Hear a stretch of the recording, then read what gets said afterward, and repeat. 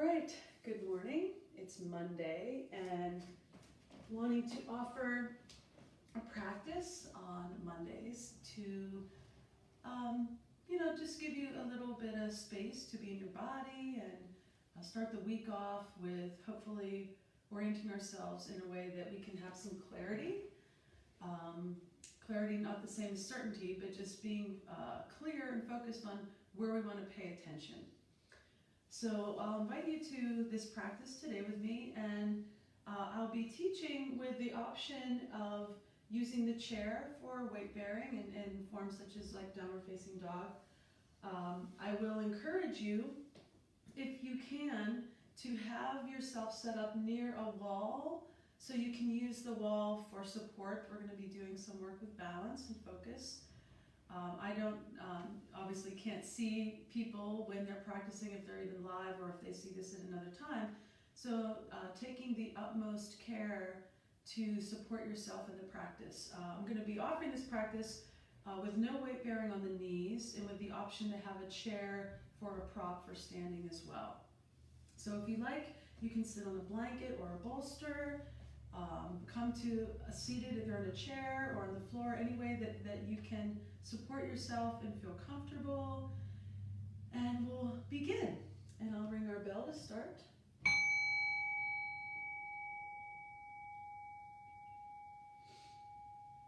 So welcome. If you can take the time to find a way to sit that feels supportive to you. And inviting yourself to notice where you are in space and time. If you're like me, you've been probably spending a lot of time in the space that you're in, and I like to try to bring little details in so I'm not on autopilot, that I'm still able to have a fresh and new experience each and every moment that I'm paying attention. So you might notice the way that the light is coming into the room, or anything else there is to notice. And then you're welcome to center your gaze, and you can softly focus it or close your eyes, doing what feels right for you. And then feeling where your body is in space and time. So I like to make little movements to do that. I'm a big proponent of wiggling. Just getting yourself in your body.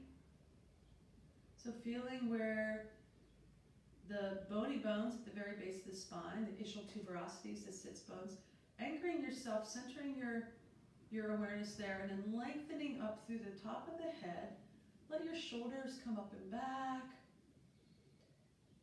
If you like, you can let the hands rest palms down, and that has the potential to invite a sense of grounding and connection with your body. Or you can let the hands rest palms up, which has the potential to invite curiosity and openness. So there's no right or wrong, there's just you deciding what feels right for you in this moment and choosing that action. In the practice of yoga, we work with finding that place between will and effort and surrender. That's part of our practice, is to find that place where we have that ability to have an awareness of a stimulus, of a circumstance, of an event, and then choosing how we respond. So this is the practice of moving from reaction to right action. It's a practice that anchors us in this embodied experience of paying attention to being alive by noticing the breath. So that's where we'll focus our attention and awareness next. So just noticing the rise and fall of your breath before we would shift or alter it. Just noticing that you are breathing, that you are here. Witnessing the rise and fall of your breath. And you can even bring that inquiry into seeing if your breath has changed or altered just by the fact that you focused your attention on it.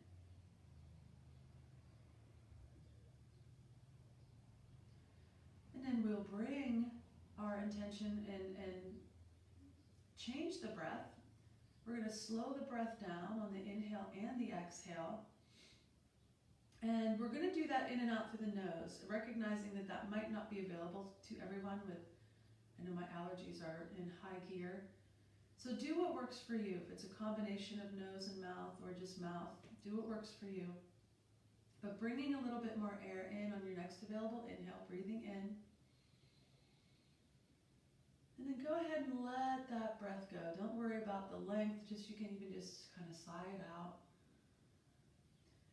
And the next inhale, when the next inhale arises, bringing a little bit more air in.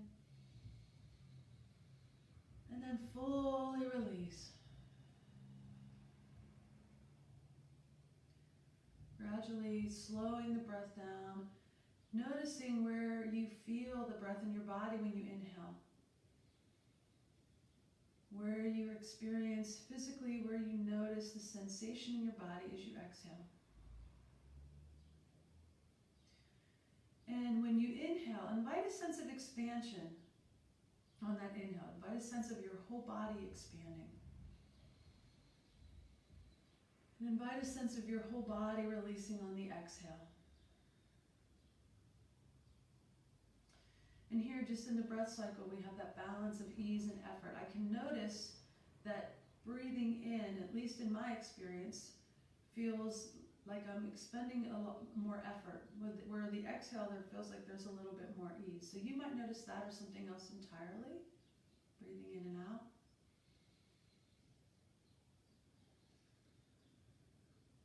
And then you are welcome, if you choose to participate, I have my Shruti box here. And I've been doing a lot of teaching on Zoom, and I haven't used the Shruti box there because the sound does not translate well on that type of platform. But I will be using it here. I use this everywhere I go. This comes with me. And this just gives us a container. The drone is a sound that has the potential to entrain the brain to an alpha wave. And it just gives us a container for sound, for our own sound.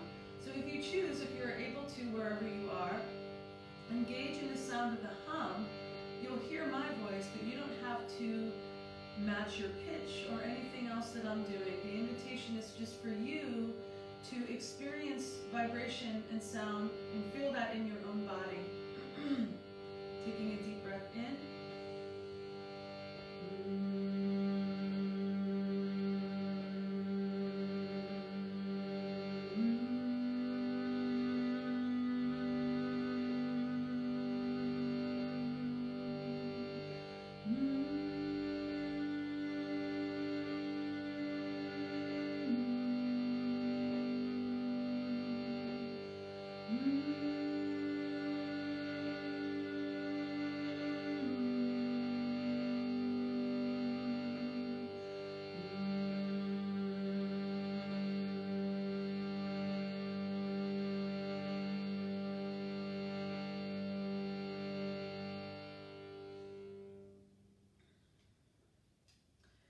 Taking a deep breath in. If you like, you can rub your hands together. I like to do that as a way of transitioning from a more contemplative part of the practice to a more active. All right, and we're going to be linking breath and movement together. And one of the cues that I like to share is that coming to the edge of sensation in your body. When you've crossed the edge, generally you're not able to breathe. There might be times when you're expending more effort that the breath isn't as spacious and available, but if you find yourself unable to breathe, that's a signal that you have crossed over your edge. So that is something that for you to be aware of. And again, giving yourself permission. I might be moving my arms out to the side. That might not be available to you. So maybe bringing your arms out to the front or bringing them to where the edge, you meet your edge with your range of movement, not going beyond that edge. All right? That's very important. So on your next available inhale, bring yourself to where you want to be with this breath and movement. Linking breath and movement, inhaling and exhaling.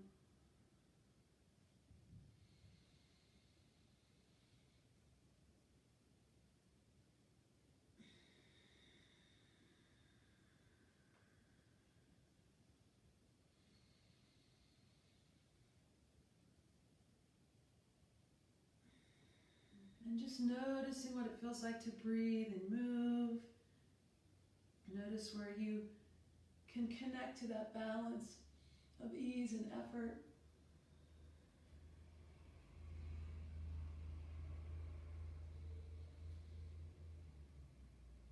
And after your next exhale, coming back to center. Breathing in and out, noticing what's present. All right, and then we're going to come up to center. And then bringing your hand down to the chair or the floor, rotate the opposite shoulder, doesn't matter which one. Come up over. Again, moving at your own pace and flow, rotating the rib cage. Again, bringing yourself to where your range of movement is available to you, where you can freely breathe.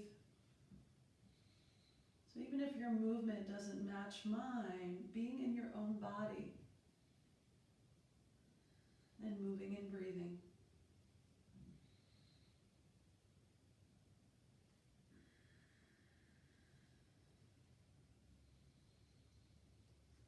One more breath cycle. And take your time to come back to center. Again, noticing what's present. So I notice when I'm in the side body that it has the potential to create more vitality. I feel a little bit more awake. It also has the potential to increase my body temperature, which happens more often than I wanted to without being in the side body. It also has the potential to elevate my mood. So these are things that we notice in a mindfulness-based practice that we can, bring into our everyday lives in ways to support us. That's that being in that place of skillful action. All right. So that is just, something for us to consider when we're engaging in our bodies, to stop and notice, and that will help integrate your experience, and it'll also give you more information on ways that you can support yourself throughout your day. All right, so we'll inhale again. Exhale over to one side, whichever side you want, rotating at the rib cage, keeping both sit bones equally grounded. Inhaling back. Again, exhaling to the other side at your own pace and flow.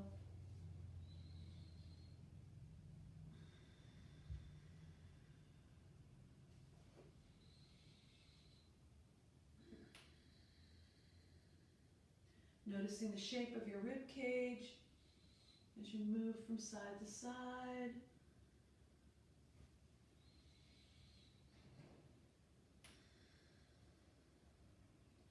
And the next time you come to an inhale, we'll exhale again. This big sun breath. And back to center. So we're going to be articulating the spine here like we do in cat-cow. We're going to do it seated so we don't have to do any weight bearing on the knees, so we can accommodate the majority of people who might be wanting this practice. So on your inhale, lifting the shoulders, bringing the shoulders up and back, opening up the heart space here. Exhale, rounding, chin into chest. Arms can move with the breath here. Inhaling and exhaling. So the pelvic bowl is moving slightly, but most of the movement's coming from the spine. When we're in cat-cow, the pelvic bowl is usually what guides most of the movement here. Letting that happening from the core, from the spine.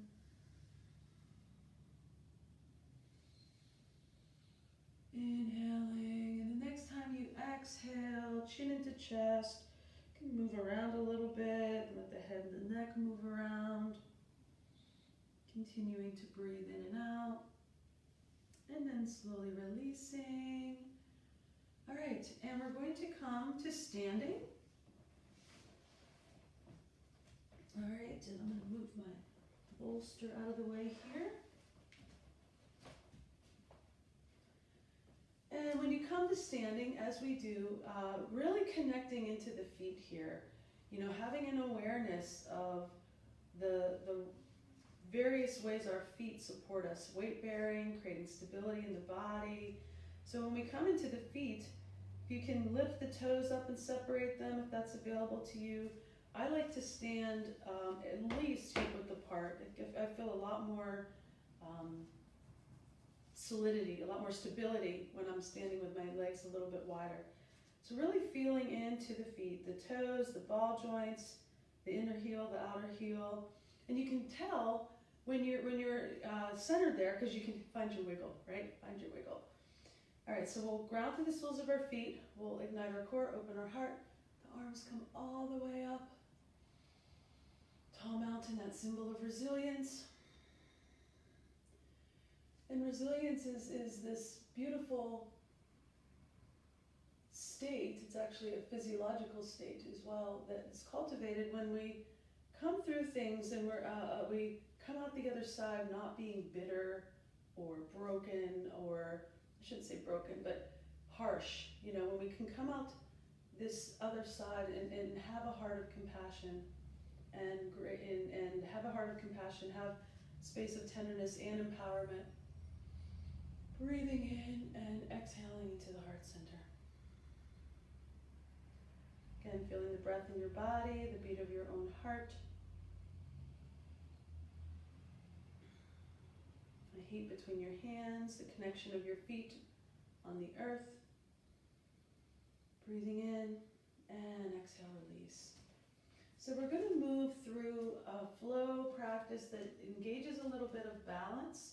So if you want to have a wall or a support next to you that can be helpful. If we're coming in and out of Adho Mukha Shavasana, downward facing dog, if weight bearing on the arms is not available to you for whatever reason, having a chair here, just walking yourself back so that ears come down, and you can still get that same stretch in the spine and the hamstrings. So that is an option for you as well. I'll verbally guide the choices as we're moving through. We'll be moving slowly and having a wall or chair or anything that can support you. It can be really helpful. If you deal with dizziness or blood pressure issues that aren't regulated by medication, or if you have anything going on with your eyes, when we come into a forward fold, keep your gaze forward. Don't drop your head. If that's not an issue, you can let your head drop, okay? So coming to wherever you are standing for your flow, grounding through the soles of your feet, igniting your core, opening your heart. We'll let the hands once again come to prayer, breathing in and out. And we'll inhale, we'll come all the way up. Nice long spine, extending up. Make sure the knees don't lock. Take a deep breath in, exhale, hinging at the hips, leading with the heart. Let the knees bend. Keep your spine supported. Again, your hands can come to the chair, blocks, the floor, doing what feels right for you. Really feeling into the feet here. You can move around a little bit and feel all of the different points of contact with your feet. And again, centering those points of contact, bending at the ankles, bending at the knees, will come all the way up. And all the way back down again. Inhale, we'll look up and lengthen. You can have your hands on the chair or the floor or blocks and step back with the left foot. Coming into a lunge, and you're welcome to move with the breath here. You can straighten that right leg and bring that left hip a little bit forward. You can bend, making sure that knee is above or behind the ankle. Nice long spine. Remaining connected with your breath. And then take your time to step that left foot forward and the right foot back. Noticing if your experience is different on this side.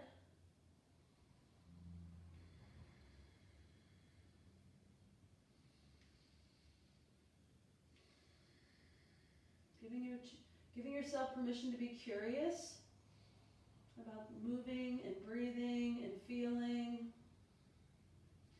And then take your time to step the right foot up to meet the left, and we'll take our time to inhale up and exhale our hands to our hips. So here's where we're going to do a little work with balance, shifting our weight into our right foot. Go ahead and bring that left leg up. foot flex. And here's where you can use the wall if you like. You can bring your arms out if you like. If you can keep the arms out, or if you want to, you can bring that right, hand to the outside of that left leg. Find somewhere to focus your gaze. Feel the work of the feet. Notice what your feet are doing. And then coming back to center, taking your time, you can just step that left foot back, or you can take your time, working with a little bit of balance. When you bring that foot back, wow, that feels like I've just created a whole lot of stability in my body just by anchoring into that left foot. And this can sometimes feel challenging to our balance. So find somewhere to focus your gaze here, connect to your center of gravity.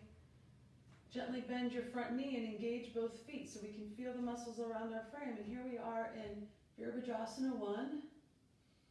This expression of courage and vulnerability. Breathing in.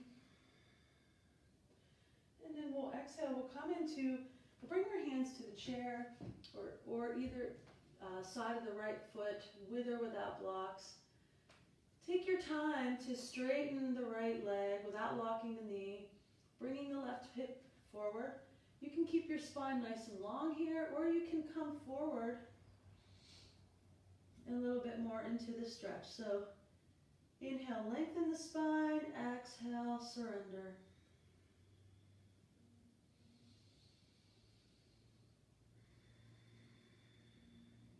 And then take your time to bring a little bend into that front knee. And we'll come up again into Warrior 1, Virabhadrasana 1. Breathing in and out.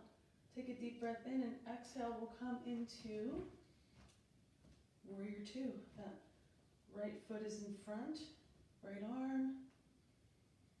And again, extending out from each arm, each hand. And we've been exploring this idea of giving and receiving with our hands. You can explore that if you like. And then take your time, we'll straighten that front leg. And then take your time to reach across this imaginary flat surface. If you have the chair here, that can be a nice place to land.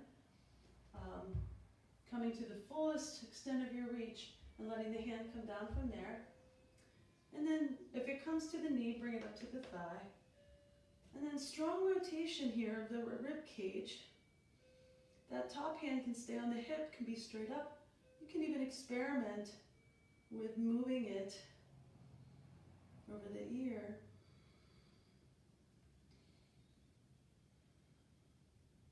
And here we're radiating in all directions, connecting to the breath, finding a neutral place for your head and neck, whatever that feels like for you. Taking a deep breath in and coming all the way through to extended warrior. That right hand fingertips toward heaven, left hand fingertips toward earth. And here we are in between, breathing in this particular time that we're living in. What does it mean to be here right now? And then we'll come into our side angle, which we have a little bit more space now than we did in Trikonasana because of the knee being bent. Again, you can experiment here with various ways of placing that upper hand. Breathing in and out, taking a deep breath in. As you exhale, slowly rotate toward that right leg. Again, you can have your hands on the chair. It might be easier to step both feet together and walk them back into downward facing dog. If you are wanting to just step back to downward facing dog, you can do that. If you want to take a vinyasa, you're welcome to explore that. Classical vinyasa. I like to hang out in plank for a while. You can come to child's, cat-cow, or you can stay in downward facing dog, doing what feels right for you. It's your practice.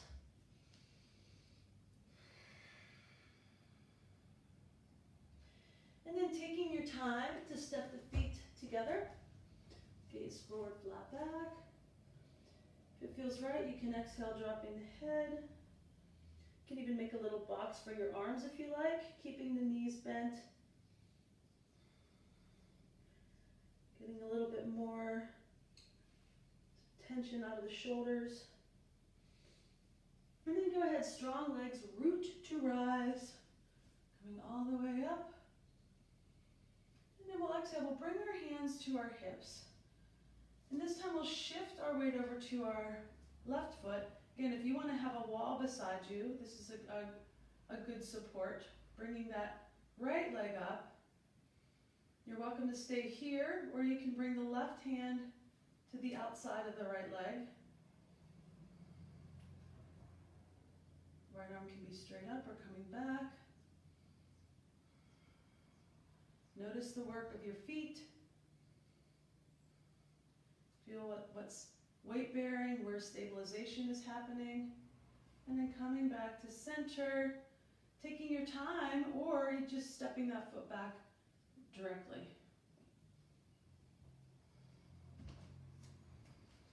Just seeing the difference with 2 feet on the ground, what that does. Grounding, igniting, opening, gently bending that front knee. Again, engaging the muscles around the frame. Virabhadrasana 1. Breathing in, breathing out. Courage and vulnerability. Taking a deep breath in. And as you exhale, we'll come forward, bringing your hands to the chair, to either side of the left foot. Bringing that right hip forward, straightening the left leg without locking into the joint.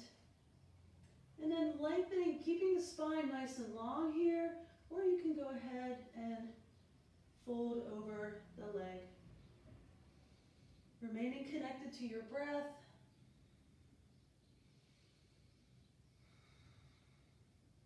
And then a little bend in the front leg. Really anchor into both feet. Root to rise, coming back up into Virabhadrasana 1. Taking a deep breath in. Exhale into Warrior 2. Again, we're in this space of reciprocity, giving and receiving. And then we'll take our time to straighten that left leg. Reach across this imaginary flat surface. Again, bring your hand down where it lands. It's a false goal to get to the floor. What's more important is the rotation and the ability to radiate in all directions. So you can use a block. You can have your hand anywhere but the knee joint. If it's at the knee, bring it up to the thigh.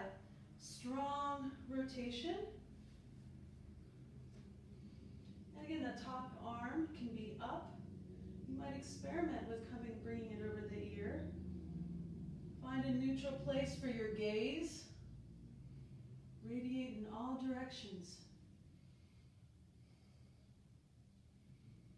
Taking a deep breath in, and exhale will come all the way up again through extended warrior.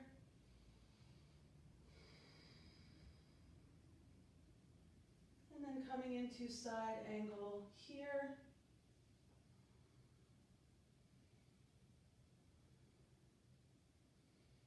Taking a deep breath in. And as you exhale, orient yourself toward that left leg, bringing your hands to the chair, any blocks, or the floor. You can either step both feet together and walk your feet back to down dog, or you can just step the left foot back. Again, you're welcome to also take a vinyasa of your choice, cat-cow, classical vinyasa, anything you make up, it's all good.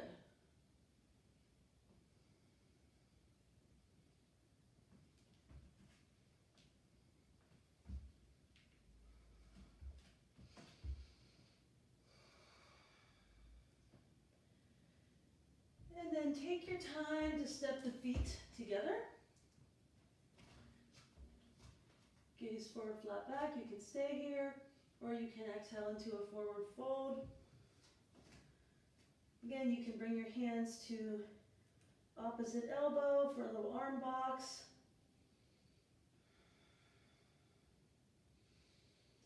then strong legs, root to rise, will come all the way back up. Exhale, hands to prayer. Breathing in and out. Feeling the heat between your hands, noticing the muscles that we've strengthened and stretched. Taking a deep breath in and exhale, release. So we're going to do a couple more things with balance. And again, balance, the way that I teach is never about perfection of the form, but it's about what do we learn about ourselves as we're exploring and what is right for my body, where am I choosing skillful action. And with balance, it gives us the capacity to really learn how to focus, how to be present. That's our sixth limb of yoga is focus, dharana. And the ongoing practice of focus is meditation, right? Whether it's focusing on the breath or a word or an image. But here, this ongoing focus is sort of on our center of gravity and how we're moving and breathing. So with Warrior 3, which is a standing balance, again, you can have blocks here. I'll give you permission to experiment in whatever way you like. You can bring the right foot forward, have the left heel back. You can even experiment with just bringing the toe off and coming back up. Very little tiny bit of movement. This is a great way to practice. And you can have a hand on the wall. You might decide to come into this with your blocks on the floor and maybe experimenting with coming up on a fingertip, maybe bringing one arm off. So give yourself permission to be curious, to be playful, to come in and out of things, to maybe, move in and out of the expression or experiment. Give yourself permission to be curious and playful.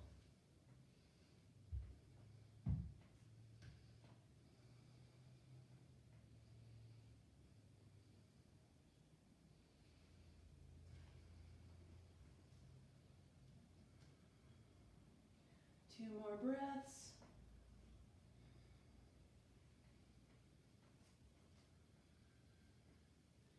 And then take your time to bring the feet together, the arms up, inhaling, exhaling. Hands to the heart center, noticing the difference between both sides. Anything else there is to notice, release your hands. You'll likely notice when you practice balance that one side is a little bit more stable than the other. So you might need to use more supports on one side. So bringing that into your awareness without judgment and giving yourself permission to be curious and playful. Again, you don't have to bring that toe very far. Maybe this is where you are today, just sort of having a hand on the wall and just experimenting a little. So be where you are in your body.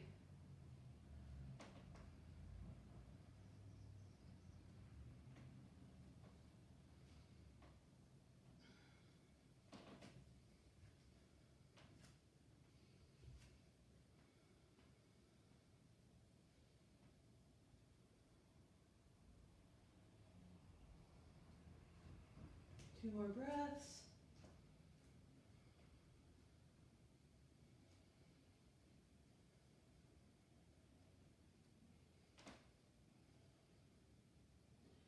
And then take your time to bring the feet together, the arms up. Exhaling the hands into the heart center. Again, noticing what's present, feeling your feet on the floor, beat of your own heart, your body temperature, your breath. And then releasing. So we'll come to one more balanced form before we come out of that. And this one will be tree. And just to give ourselves the experience, of noticing the difference between a static balance where we're not moving with the breath and one that we were given permission to explore and be creative. So again, you don't have to do tree as a balance. This can be your tree here. You can use the wall. You can keep a toe on the mat and a heel above the ankle, giving yourself permission to do what feels right for you. So deciding which side you would like to begin, making the choice that you're going to make for your foot, the other foot, making whatever choice you like for your hands, your arms, including using a wall. Find your gaze, your drushti, where you're going to focus your gaze. Notice the work of the feet, the center of gravity. Notice your breath.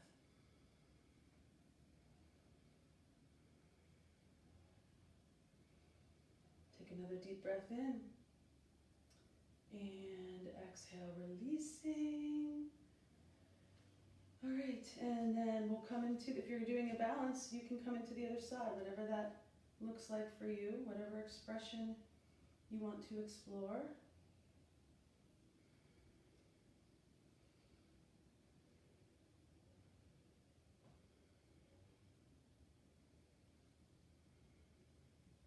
Noticing any micro movements in your body. Notice your breath. Take a deep breath in. And on your next available exhale, go ahead and release. You're welcome to make some free movement after doing all the balance. Find your wiggle. We're going to do a moon salutation. I just want to check to see where we are in the phases of the moon. The 18th, so we had the waning half moon last Thursday. So we are moving into the new moon, which will be this Friday. So we're moving towards, we've moved out of that phase where we've come to the fullness of something and we're moving into a new beginning. And that can largely, that can mean whatever it means to you during this particular time. But we can be mindful of these rhythms of nature. And even in the seeming chaos of life right now, there's divine order in all things. And we can connect to that in ways that are meaningful to us. So we'll do that here by our moon salutations. So on your next available inhale, we'll bring the arms up. Exhale to one side, whichever side you want. Inhale back. Exhale to the other side. Inhale, coming back. Exhale into our standing squat. And inhale, coming up. Exhale into our fierce goddess. This is when I'm doing this with my students, we have a lot of fun. We growl at each other, or this is our full moon selves. So you're welcome to explore that full moon self. Inhale, bringing the elbows together. Exhale, sinking down. Breathing in and out. You're welcome to move around in the hips a little bit here. And then take your time to step the feet together, the arms up. Inhaling, exhaling to one side, whichever side you want. Inhaling back. Exhale to the other side. Inhaling back. Exhale, nice, big oval. Bring the hands back to prayer. And breathing in and out. And releasing your hands. So I'm going to come down onto the mat on my back. If that's not available to you, you can come to a chair. What we're going to be doing is giving a little stretch to the outside of the hips here, which if you're walking a lot, take a little bit of a beating. So if you're in the chair, you might experiment with just coming into the chair and just coming from side to side, taking your time to walk that outside leg out a little bit. And you can do that back and forth a couple times to get a stretch in that part of your body. If you're able to get on your back on the floor, go ahead and do that. And what I'll invite you to do is to cross the left leg over the right. Let your arms come out to either side. Taking a deep breath in and letting those crossed legs move over toward the right. If that's a little bit too intense on the outside of this hip, you can unstack the legs and bring them over. You can also use any sort of prop underneath that right leg. If you're on the chair, just take your time. You can move back and forth a little bit, or you can sink into the stretching the outside of that hip. And then take your time to come to center, uncross and recross. And again, shifting the hips over and then letting the cross legs move toward the left, or you can uncross and stack the knees. Notice your breath.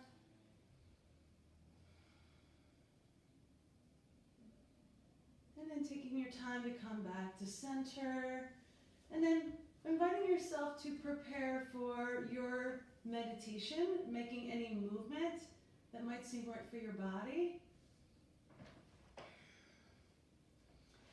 And finding a way to sit and or lie that feels supportive to you. We'll have a short meditation to end our practice. So take your time to, again, find a way to be in space that feels supportive to you. You're welcome to softly focus your gaze or close your eyes.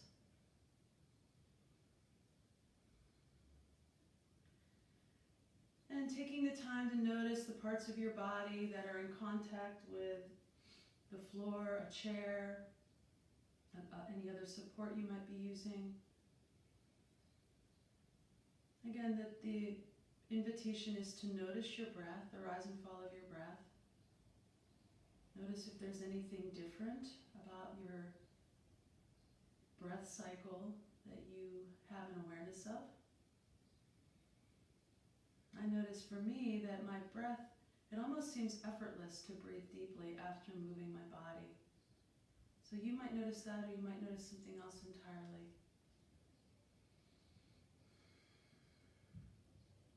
And just this practice, giving ourselves the tools to navigate with uncertainty, giving ourselves the tools to cultivate an awareness of emotions,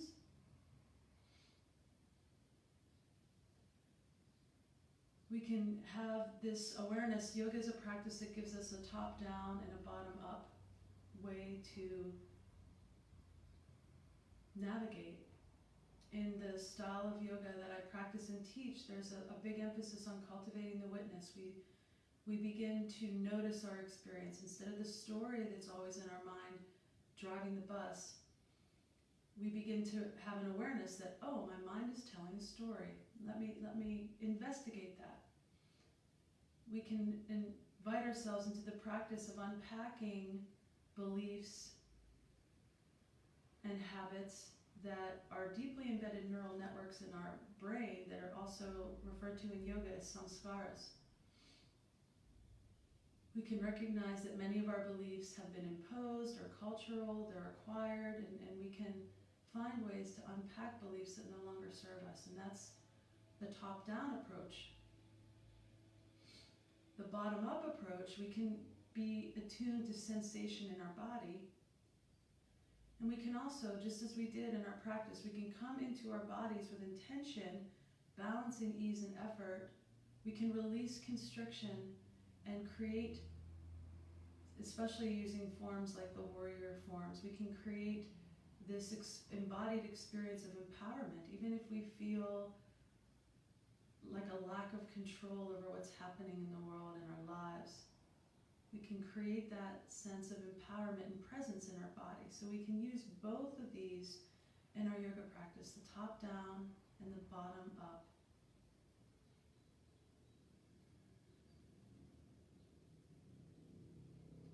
So we'll take 3 deep breaths in and out together, beginning with our next available inhale, breathing in.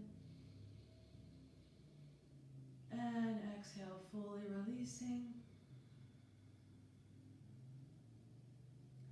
On the next breath arises, bringing a little bit more air in. We'll breathe in together on that second breath. And let that second breath go. Coming into that third breath together, breathing in.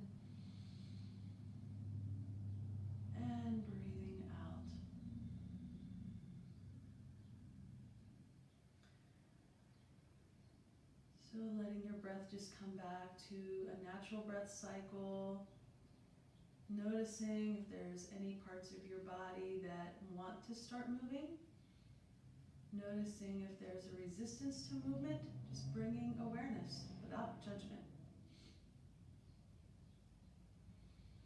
And taking your time, you're welcome to continue to stay in meditation after this practice is done online, but you're welcome to remain in meditation if that feels supportive, or you're welcome to get up and move about your day. I want to share, it's actually a prayer. It's one of my favorite prayers of all times, and it seems just extremely appropriate for the time that we're in. And it's from Thomas Merton, who was a Trappist monk. And, you know, there's a lot of wisdom in leaning into the mystics. They were not attached to certainty. They were just very much learned from experience of loving God and the mystery of all of that. So this is a prayer from Thomas Merton. My Lord God, I have no idea where I am going. I do not see the road ahead of me. I cannot know for certain where it will end.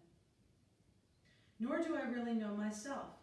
And the fact that I think that I am following your will does not mean that I am actually doing so. But I believe that the desire to please you does in fact please you. And I hope I have that desire in all that I am doing. I hope that I will never do anything apart from that desire. And I know that if I do this, you will lead me by the right road, though I may know nothing about it. Therefore, will I trust you always? Though I may seem to be lost and in the shadow of death, I will not fear. For you are ever with me, and you will never leave me to face my perils alone. So I'm so grateful for the opportunity to share practice with people, especially during these times. This practice was really, I think, has been such a saving grace in my life, and it is my path to share. So I'm honoring this beautiful tradition, this beautiful path of yoga, the Indus Valley from which it comes from, the peoples the various peoples from that culture that birthed this practice and kept it alive, and it's this beautiful living tradition, wisdom tradition that we're able to access now. So honoring that, honoring the planet and all its beings, and honoring all beings. So Shanti, deep appreciation. Thank you. I hope you have a blessed day.